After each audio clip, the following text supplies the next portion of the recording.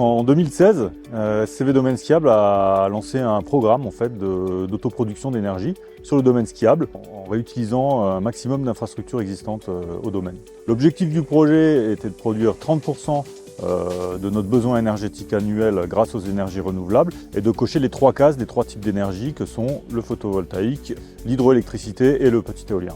Donc pour produire de l'hydroélectricité, nous nous servons des infrastructures de neige de culture qui sont assez similaires. On se sert d'anciens captages qui servaient à la neige de culture comme captage pour l'hydroélectricité. On achemine l'eau dans des canalisations de neige de culture jusque dans des salles de machines de neige de culture dans lesquelles sont implantées les turbines. Alors traditionnellement, donc la neige on la produit à partir de novembre jusqu'à ces dates-ci, on va dire début mars.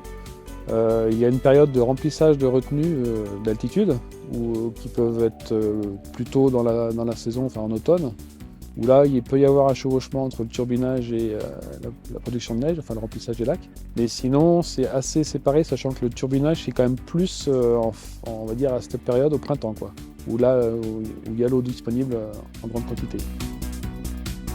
Je venais de ce monde de la neige de culture chez un fabricant de systèmes d'enneigement. Je suis arrivé à Hydrostadium pour proposer l'idée de valoriser ces infrastructures existantes et donc turbiner les réseaux neige de culture. On a lancé nos premières études de potentiel sur plusieurs domaines skiables qui ont adhéré à cette idée.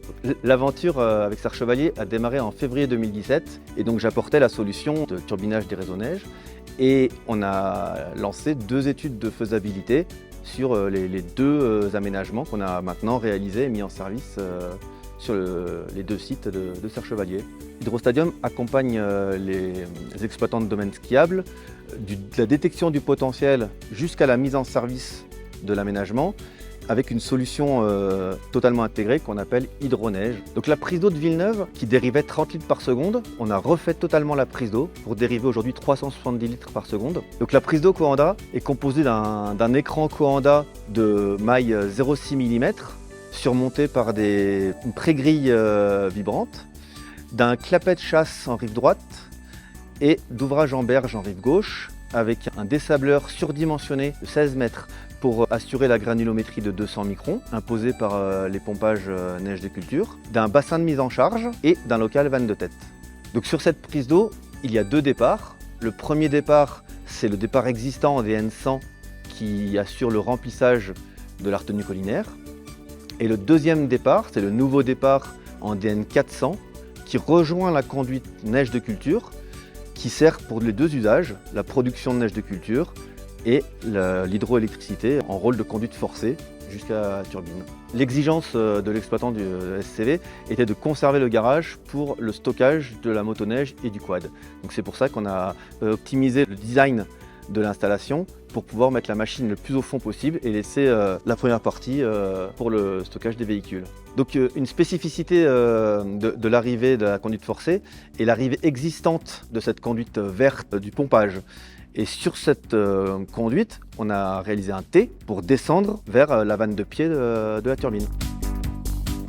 Donc on est sur un groupe Pelton composé de 2 injecteurs avec un diamètre Pelton de 750 mm. On a une vanne sphérique en amont équipée d'un bipass.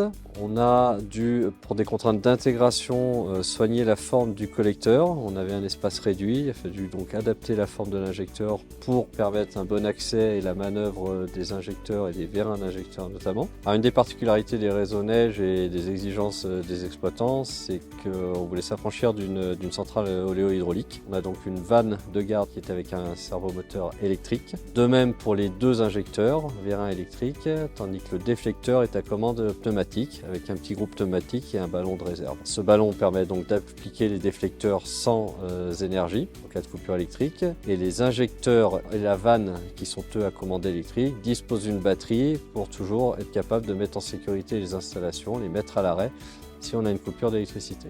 Sur l'aménagement de Chantemerle, on a réutilisé la prise d'eau existante qu'on a modernisée et on a ajouté une turbine Pelton, un jet vertical dans l'usine à neige existante à côté des 2 pompes.